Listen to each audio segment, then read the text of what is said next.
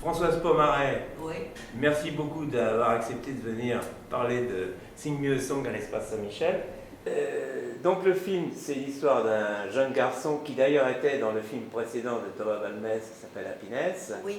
qui était enfant Oui. à cette époque-là, qui devient adolescent et qui, c'est quand même un peu aussi, ça c'est encore autre chose, c'est, comment dirais-je, c'est un peu la révolution apportée par les écrans, par les images.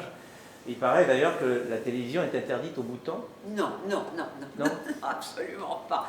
Nous avons 50 chaînes de télévision. Oui. On reçoit tout sauf les chaînes françaises. Mais il y a une vingtaine d'années, c'était interdit. Alors, comme toujours, les Bhoutanais font toujours les choses comme ils l'entendent et pas comme ce que les autres font. Et donc, la télévision n'est arrivée qu'en 1999. Oui. Parce que les Bhoutanais voulaient avoir une chaîne du pays, une chaîne nationale, avant d'avoir des chaînes étrangères. Donc ils ont construit leur chaîne nationale, et une fois que la chaîne nationale a été lancée, à ce moment-là, ils ont accepté les autres. Et alors on a tout. On a Cartoon Network, on a la BBC, on a CNN, on a tout. On a les chaînes chinoises, les chaînes philippines, les chaînes coréennes. Donc on a tout, sauf les chaînes françaises. Mais parce qu'on tombe dans le trou noir de la diffusion. Donc ça c'est la télévision. Voilà, ça c'est la télévision. Donc les Bhoutanais sont quand même habitués maintenant à la télévision. Voilà. Et le smartphone? Alors le smartphone, lui, il est arrivé beaucoup plus tard évidemment. On a vu les premiers smartphones arriver vers 2005 et ça a vraiment pris une grande ampleur depuis 10 ans. Oui, c'est ça, comme un peu partout. Comme un peu partout. Mais ce qu'il faut comprendre, et ça c'est très important aussi pour comprendre le film, c'est qu'on n'a jamais eu de téléphone fixe. Ah oui. Ça coûtait trop cher.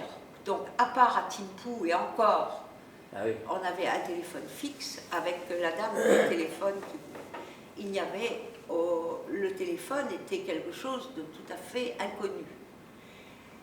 Et donc, on est passé directement de la lampe à huile, ou d'un mode de vie amiche, pour reprendre une phrase, oui. au téléphone portable. C'est ça. Et le téléphone portable, alors, on peut bien sûr, il y a des addictions, comme partout, comme en France, comme partout. Je ne jette pas la pierre au Bhoutan, mais à propulser les Bhoutanais sur une dimension mondiale, ils ont pu tout voir, puisqu'il n'y a pas de censure. Ils ont pu tout voir, et ça les a absolument fascinés. Mais il y a aussi, alors évidemment, il y a l'addiction, en particulier des moines. Je vous rappelle que souvent les jeunes moines sont mis au monastère sans aucune vocation religieuse. Oui, c'est ça. Il ne faut pas oublier ça non plus. C'est un petit peu comme l'école alors. Voilà, à l'époque c'était comme l'école. Oui. Et vous pouvez très bien sortir du monastère si vous n'en avez pas envie. Vous pouvez sortir, ce qu'on voit dans le film. Oui. Et vous pouvez y retourner. C'est très fluide. Donc les moines ont été absolument fascinés par les téléphones portables. Je vous disais, il y a une chose que j'ai bien remarquée dans le dossier de presse du film, que vous dites à un moment, en parlant du Bhoutan, parce que vous êtes quand même, vous habitez le Bhoutan. Oui, depuis 40 ans. Depuis 40 ans. Et vous connaissez le Bhoutan par cœur, si on peut dire. Et vous parlez notamment d'une chose qui m'a particulièrement intéressée, c'est que le Bhoutan a une place particulière en Asie en raison du statut de la femme. Oui. Est-ce que vous pourriez, par rapport au film notamment, est-ce que vous pourriez développer un petit peu, s'il vous plaît? Alors, je vous remercie beaucoup de me poser cette question, parce que c'est en effet une question fondamentale qui peut se poser lorsqu'on voit le film, où les femmes, on voit un aspect de la condition féminine, mais un des aspects du Bhoutan, et peut-être pas l'aspect le plus représentatif, encore que dans le film on le voit par certains moments. Je vais y revenir.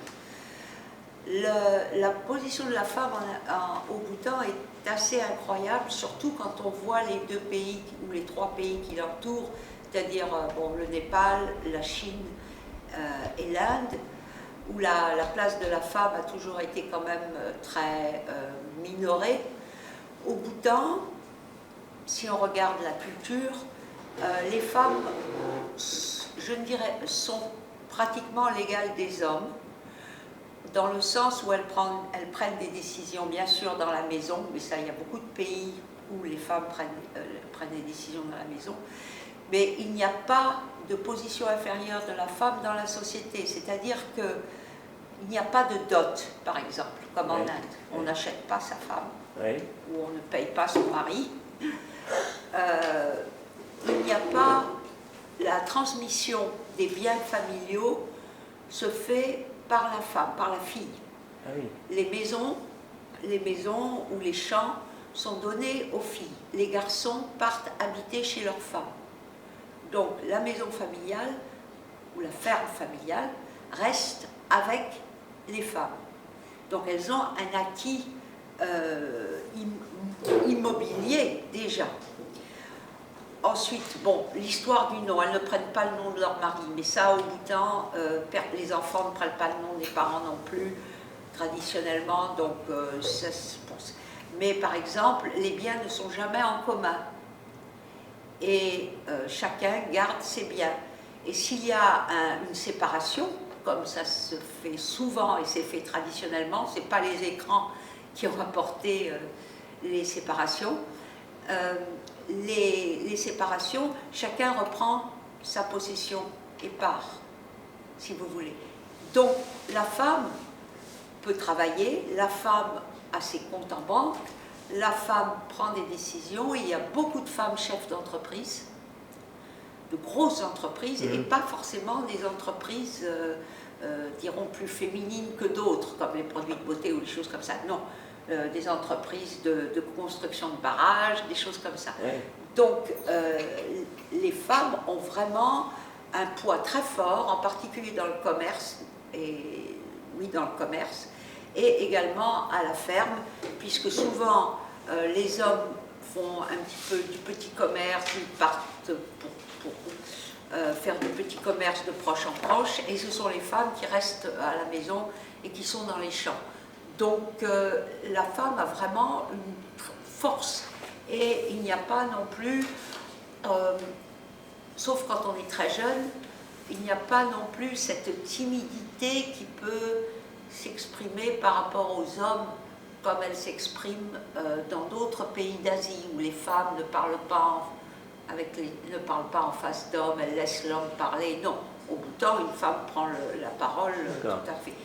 Et ce qui est aussi, ce que je trouve très intéressant aussi, c'est que la notion de conjoint, comme on l'a en Europe, enfin en Occident, n'est pas vraiment très pertinente. C'est-à-dire, si vous avez une place dans la société, en tant que femme, vous êtes invitée en tant que femme, mais votre mari n'est pas invité. Et c'est la même chose si un mari a une place importante, il va être invité et sa femme ne va pas être invitée. Donc on n'est pas en couple tout le temps. Et il y a beaucoup de gens qui ne savent pas avec qui leurs collègues sont mariés. Oui, d'accord. Voilà. Donc ça donne aux femmes un certain aplomb. Également, les Bhoutanais sont à beaucoup d'égards comme les Français, c'est ce que je dis souvent, mais c'est vraiment vrai. Et ils aiment beaucoup l'humour, se moquer, flirter. Oui. Le flirt est quelque chose de tout à fait commun. Et les femmes flirtent, et ça, on le voit dans le film. Voilà. On le voit dans le film que les femmes ce ne sont pas des prostituées dans le film, ce sont des filles qui dansent. C'est ça, oui. Dans des bars, qui sont des bars spécialisés, mais elles ne sont pas automatiquement prostituées. Je voudrais que ça soit bien clair. Oui. Mais elles flirtent quand elles sont... elles flirtent dans les passages avec les garçons qui passent, elles se moquent d'eux d'ailleurs. Oui. Et se moquer des hommes est tout à fait accepté et complètement normal. Écoutez, moi je pense que vous allez revenir à l'espace Saint-Michel. Absolument. Ça va être un plaisir, merci d'avance. Mais merci de m'avoir invité. Jeudi 24. 24, c'est à 20h je crois. C'est à 20h15, enfin oui. Vous savez, les horaires au cinéma, c'est compliqué, hein, c'est plus compliqué que la SNCF. Donc en fait, on aura le plaisir d'en reparler avec les spectateurs, jeudi. Je ne sais pas si le réalisateur Thomas Valmes sera là. Ah, il m'a dit qu'il serait là. Voilà, donc comme ça on pourra aussi en discuter avec lui. Mais moi, écoutez, je vous remercie. De toute façon, je pense que sur la dernière image du film, on est quand même un peu rassuré quand on voit ce jeune qui au début se sent un peu perdu, parce que finalement il va à la ville, il tombe amoureux en faisant le chat avec cette jeune fille, puis il s'aperçoit que finalement la jeune fille, est, a priori, elle a des enfants, etc. Et puis elle avait décidé de partir. Et là, alors je reviens sur ce point particulier, parce que ça c'est tout à fait normal au Bhoutan. Oui. On part à l'étranger pour faire de l'argent, voilà. Elle l'explique très bien, mais on ne va pas forcément avertir tout le monde. C'est une décision individuelle. C'est ça. C'est une décision totalement individuelle. Donc c'est tout à fait normal, elle la prend, puis voilà. Elle prend, elle laisse sa fille, probablement avec sa sœur, comme je connais des dizaines de jeunes femmes l'ont fait, qui ont laissé leurs enfants avec leur famille. C'est ça. Et ils partent pour un certain nombre d'années à l'étranger pour faire de l'argent.